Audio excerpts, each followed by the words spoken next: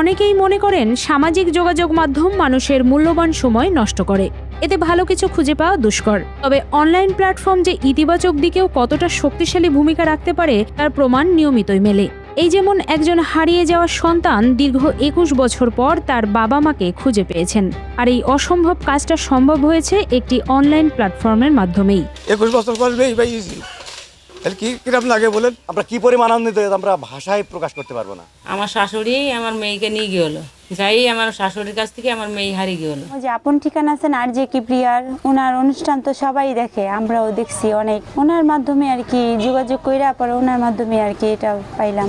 সন্তান হারিয়ে গেলে অনেকে মানসিক ভারসাম্যও হারিয়ে ফেলেন, অথচ কন্যা সন্তান হারানোর পর দীর্ঘ 21 বছর বা 7665 দিনের বেশি পার করে ফেলেছিলেন এক দম্পতি। ছোট্ট সেই মেয়েটি আদৌ বেঁচে আছে কিনা সেই প্রশ্ন বাবা মায়ের মন 21 বছর ধরে কুড়ে কুড়ে খেয়েছে, যার উত্তর খুঁজতে খুঁজতেই কেটে যায় 2 দশকেরও বেশি সময়। কষ্ট তো লাগিয়েছিল না, কষ্ট তো সে কষ্টের কথা কি আর ভোলা যায়? নিজের সন্তান হারিয়ে গেলে যে কষ্ট হয় সেই কষ্ট। আমার বোনকে আমার দাদি ঢাকাইতে নিয়ে যায় আমার আব্বু আম্মুর কাছে। নিয়ে যাওয়ার সময় আমার বোন হচ্ছে মিরপুর থেকে, ওখান থেকে ওরা মিস্টেক হয়ে যায়, মানে হারিয়ে যায়, দুজনে দুই জায়গায় চলে যায়। তখন আমার দাদি অনেক খোঁজাখুঁজি করে কান্না করে, ওখানে পায় না। ও আবার কি করছে, আমার বোন আর একটা বাসে উঠে অন্যদিকে চলে গেছে। তবে ভাগ্যের কি সুন্দর খেলা, দীর্ঘ 21 বছর পর সেই জন্মদাতা বাবা মা তাদের সেই সন্তানকে আবার ফিরে পেলেন। হারানো সন্তান ফিরে পেয়ে জন্মদাতা পরিবার যেমন আনন্দে অশ্রুসিক্ত হয়েছেন, তেমনি যে পরিবার তাকে খুঁজে পেয়ে আশ্রয় দিয়ে গর্ভজাত সন্তানের মতো বড় করেছেন তাদের চোখেও ছিল বিচ্ছেদের কান্না। আপনি কি মেয়ে নেবেন? তেমন হচ্ছে যে আবার কোন দেশ খাতে মেয়ে নেবো না। আপনি বললে আমি এখনই আসছি। কোথায় আসছে বলেন? আমি এখন চলে আসছি। বলছে না না, এত ব্যস্ত হেন না, এতদিন যখন সহ্য ধরে আসেন, এখন আর কতদিন ধৈর্য ধরেন, আমরা ঠিক টাইম মতন আপনাকে ডাকবো। তারপর বসে একটা ভিডিও পাঠাইছি, আপনি দেখেন, দেখে আমাকে ফোন দিয়েন।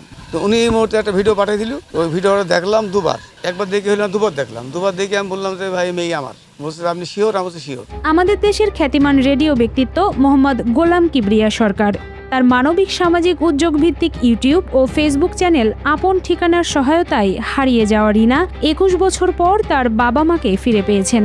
সেই পুনর্মিলনের মুহূর্তে পরিবারের সবাই কেঁদেছেন, তবে সেই অশ্রু দুঃখের ছিল না, ছিল আনন্দের অশ্রু।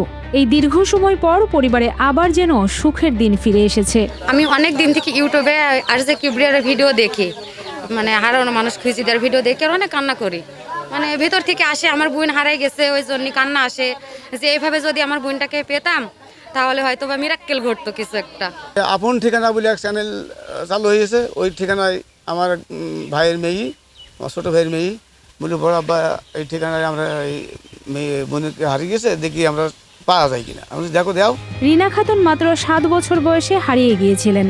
হারিয়ে যাওয়ার পর তার বাবা তাকে খুঁজে পেতে অনেক চেষ্টা করেছেন, মাইকিং করা থেকে শুরু করে পত্রিকায় হারানো বিজ্ঞপ্তি ছাপানো সবই করেছেন, কিন্তু কোনোভাবেই তাকে খুঁজে পাওয়া যাচ্ছিল না। এরপর থেকে তার বাবা মা টানা 21 বছর অপেক্ষা করেছেন।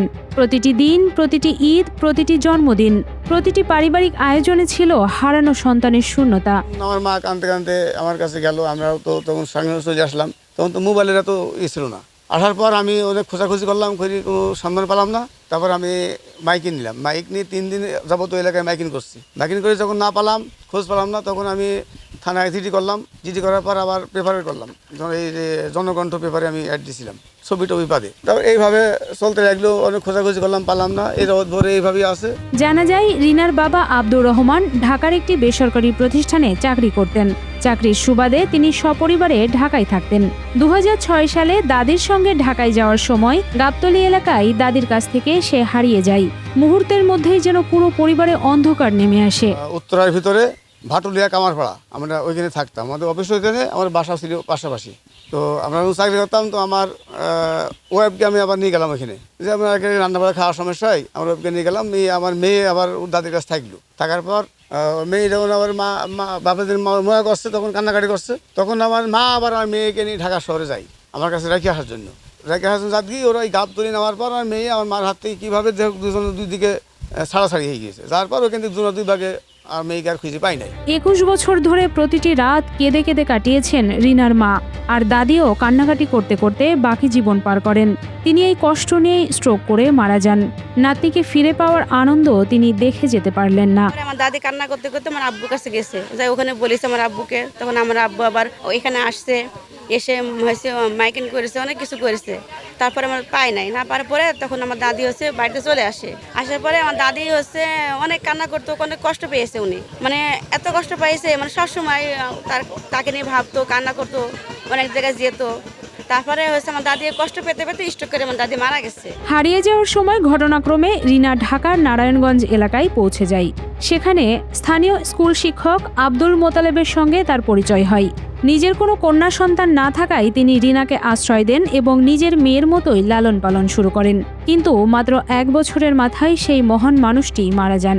এরপরও তার স্ত্রী ও সন্তানরা রিনাকে কখনোই পর মনে করেননি। নিজেদের পরিবারের সদস্য হিসেবেই তারা তাকে বড় করে তোলেন। পরবর্তীতে তাকে নিজের মেয়ের মতোই বিয়ে করিয়ে দেন। আমাকে যে লালন পালন করছে, বাবার নাম ছিল মুতালিব মাস্টার, উনি সরকারি স্কুলের হেডমাস্টার ছিল। আমাকে পাওয়ার পরেই 1 বছর পরে উনি মারা যায়। তারপরে ভাইয়েরই আমাকে দেখাশোনা করে সবকিছু, আমার ভাই, আমার মা, ওই মা, ওরাই আমাকে লালন পালন করে। পরে বিয়ে দিয়ে দেয়। বিয়ে হয়েছে আমাদের বাড়ি থেকে মানে 2টা গ্রাম পরেই দুপতারা, ওটা বলে দুপতারা, ওইখানে বিয়ে হয়েছে। আমার স্বামীর নাম হচ্ছে মাহবুব। হারিয়ে যাওয়া মানুষদের নিয়ে ইউটিউবে বিভিন্ন ভিডিও দেখার সময় আপন ঠিকানা প্ল্যাটফর্মের কথা জানতে পারেন রিনার জন্মদাতা পরিবার। পরে গত রমজান মাসে প্ল্যাটফর্মটির সঙ্গে যোগাযোগ করে রিনার ছবি, তথ্য ও প্রয়োজনীয় কাগজপত্র জমা দেওয়া হয়। এরপর কয়েক মাস কেটে যায়। রোজারিদের আগে আমরা এই ঠিকানা দিয়েছি। দেওয়ার পর তারপরে মেয়ে আমার যেখানে আসে, এখন ওই মেয়ে তো ছেলেপিলি আছে 3টা, ওর আইডি কার্ড করতে হবে, ছেলেপিলি ভর্তি করতে হবে, আমাদের আইডি কার্ড লাগবে বাপ মার। তখন ওরা যখন না পারিয়েছে তখন এই আমাকে ওরা খোঁজা শুরু করেছে। তখন আর জামাই বলছে তাহলে আমু টিভির একটা এই আপন ঠিকানায় তোমার পরিচয়পত্র ঠিকানা গুণ দিয়ে দিয়ে দেখি মেসেজ পাঠাই কি হয়। 29 তারিখে সন্ধ্যা 7টার সময় আমাকে ফোন দিয়েছে যে আপা আপনি একটা ভিডিও দিয়েছি, আপনি ভিডিওটা দেখেন। তখন আমি ভিডিও দেখে তো কান্না করি বাঁচছি নিকো, যে আমার ভিডিওতে যখনই আমার চাচার নাম, চাচির নাম আর আমার দাদার নাম বলেছে তখনই আমি ফোন ফেলে দিয়েছি, হাতে থেকে দিই, ওই কান্না করতেছি। হঠাৎ করেই একদিন সেই কাঙ্ক্ষিত ফোন আসে। রিনা খাতুনকে খুঁজে পাওয়ার খবর শুনে পরিবারে কেউই প্রথমে তা বিশ্বাস করতে পারেননি। ওরা দিয়েছে, দেওয়ার পর ওই আর কে কিবরা তখন এই ঠিকানায় মিলি ফেলেছে। ও তো এরকম ঠিকানাটা আইয়েছে, মিলিয়ে তখন ওই মেয়েকে ওরা ফোন দিয়েছে, আপনি এখানে আমাদের অফিসে আসেন। তো মেয়ে গিয়েছে, মেয়েটি বিস্তারিত শোনার পর বলছে তোমার ভাই বোন কটা, তোমার মা বাবার নাম, দাদার নাম, দাদির নাম সব বলে দিয়েছে, গ্রামের নাম, তাহলে থানা জেলার নাম বলতে পারে নাই। তখন ও যখন শোনার পরে তখন মিলিয়ে ও মেয়েকে বলে তাহলে তুমি চলে যাও, আমি তোমার বাপ মার একটা খোঁজ পাইছি, দেখি এটি মিলে কিনা। তখন উনি আমাকে ফোন দেয়। এত বছর পর মেয়েকে আবার বুকে জড়িয়ে ধরতে পারবেন এমন আশা সেই হতভাগ্য বাবা মা কখনো করেননি। তবে মনে মনে সেই স্বপ্ন তাদের ঠিকই ছিল। তেমন আমার মেয়ের আরও চিহ্ন আছে, বললো কি আমার বা নাকের মাঝখানে দেখেন একটা তিল আছে, এই মাছ বরাবর দেখেন একটা তিল আছে। বুঝেছো? ওকে ঠিক আছে। এ বললো ঠিক আছে আপনি থাকেন, আপনাকে সময় মতন আমরা ডাকবো। এই একদিন 2 দিন হয়ে গেল, কোনো খোঁজ পাইনি। আমার ভাইয়ের মেয়ের কাছে যোগাযোগ চলে, তো ও বসে বড় বা ফোন দিয়েছিল আমাদের টাইম বিল দেবে। এর মধ্যে সেদিন হঠাৎ করে বললো 13 তারিখ আপনারা আসবেন। এই 13 তারিখ আমাদের আর কাটছে না। আর আপন ঠিকানা এবার তাদের জীবনে তাদের হারানো আলো নতুনভাবে ফিরিয়ে এনেছে। রিনার জন্মদাতা পরিবার 21 বছর আগে মেয়ে হারিয়ে এবার একসাথে মেয়ের জামাই, নাতি ও নাতনি সহ পুরো আরেকটি নতুন পরিবারকে আপন করে পেয়েছে। ওই যেখানে মেয়ে আমার ছোটোবেলায় মানুষ হয়েছে সে বাড়ি গেলাম, যে বাড়িতে বিয়ে হয়েছে জামাই বাড়ি সেখানে গেলাম, যে তাদের সাথে আত্মীয়তা আদান প্রদান করি, থাকি, খাওয়া দাওয়া করি। তারপরে আমরা মেয়ে নিই, গতকালকে আমরা বেলা 2টার পরে আমরা এখানে গান নিয়ে আসছি। মেয়ের সাথে নাতিপুতি পাইছি, জামাই পাইছি, মেয়ের শ্বশুর শাড়ি পাইছি, এতে আমরা খুব আনন্দ। এত বছর পর হারিয়ে যাওয়া একজন মানুষের পরিবারের কাছে ফিরে আসার ঘটনায় পুরো এলাকা জুড়ে ঈদের আনন্দের আবহ সৃষ্টি হয়েছে। নিজের অনুভূতির কথা কাউকে বলে বোঝানো যাবে না কো, কিন্তু আমরা অনেক খুশি। আল্লাহর কাছে লাখ লাখ শুকরিয়া যে আমার বোনকে আমরা ফিরে পাইছি। আমার বড় মা বড় আব্বা 4টা মেয়ে থাকলো, আর একটা মেয়ের অপূর্ণতা 4টে মেয়ে পূরণ করতে পারে না কো, আজকে তারাও পরিপূর্ণ। গ্রামের মানুষও সবাই খুশি, আমরাও খুশি, আমরা 6 বোন এক হয়েছি। শুধু আমরা না, আমাদের এলাকাবাসী, আমাদের আত্মীয় স্বজন বাড়িতে যে ভিড় জমাচ্ছে সবাই আনন্দিত, ঈদের মতো আনন্দিত। ঈদেও হয়তো মানুষ এত আনন্দ করে না। আমি ভ্যান চালাই, তো এই মেয়েটা এসে এই দেখতে আসলাম, আইসি গিয়েছে। এখন আমরা খুবই সন্তুষ্ট, খুশি। হারিয়ে যাওয়া মেয়েকে এত বছর পর ফিরে পাওয়ায় তার আত্মীয়দের আনন্দের সীমা নেই। ভাইয়ের মেয়ে সৌন্য কিছু না, তারপরও এই আদির কথা বালককালে একদম ছোটবেলায় গিয়ে হারিয়েছে মেয়েটা, বুঝলেন? তো এই জন্যই আমরা মানে সে খুশিতে একটা আত্মহারা, বুঝলেন? যে কবে আসবে মেয়ে, কবে দেখবো, কবে দেখবো, এক কথা, বুঝলেন? মাঠে ছিল, মাঠেতে খবর পাইছি তো, আর কবে আসবে, বা সকালে শুনলাম কবে আসবে, চলে আসছে। এই তাড়াতাড়ি কখন আসে দেখবো, বুঝলেন? এইটি এসে এক নম্বর কথা, বুঝলেন? খুব খুশি, মানে খুশি শেষ নেই এক কথায়। জন্মদাতা বাবা মা ও তার আপন ভাই বোনদের ফিরে পেয়ে রিনার আনন্দ ভাষায় প্রকাশ করার মতো নয়। তার জীবনে এখন দুটি পরিবার, আর উভয় পরিবারই তার আপন। কেউ যেন তার মতো হারিয়ে গিয়ে পরিবার ছাড়া থাকতে বাধ্য না হয়, তিনি সেই কামনাই করেন। খারাপ পরিবার হাতে পড়লে তো আমি আর আজকে এখানে আসতেও পারতাম না, আমি আর কি হতো আমিও বলতে পারতাম না। হয়তো বা আমি বা কোনো খারাপ জায়গায় আমাকে দিয়ে দিত বা মেরে ফেলতো, এরকমই হতো। কিন্তু আল্লাহর রহমতে আমার এরকম কোনো কিছুই হয় নাই। আমি অনেক ভালো ভাবি, সব বাপ মার কাছে যেভাবে মেয়েরা বড় হয় আমি ওইভাবেই ওইখানে বড় হয়েছি। আর যাতে কারো জীবনে না ঘটে, কারণ আমি যে ফ্যামিলি পাইছি সবাই তো আর এই ফ্যামিলিটা, আর সব মানুষ তো আর এক না। আমার ওই ফ্যামিলিটা, আমি যেখানে বড় হয়েছি, আমার ওই ভাইরা, আমার বাপ মা, ওরা অনেকই ভালো। সবচেয়ে মানবিক যে বিষয় তা হলো যে পরিবার রিনাকে আশ্রয় দিয়েছিল তারা নাকি কখনোই তাকে পর মনে করেননি।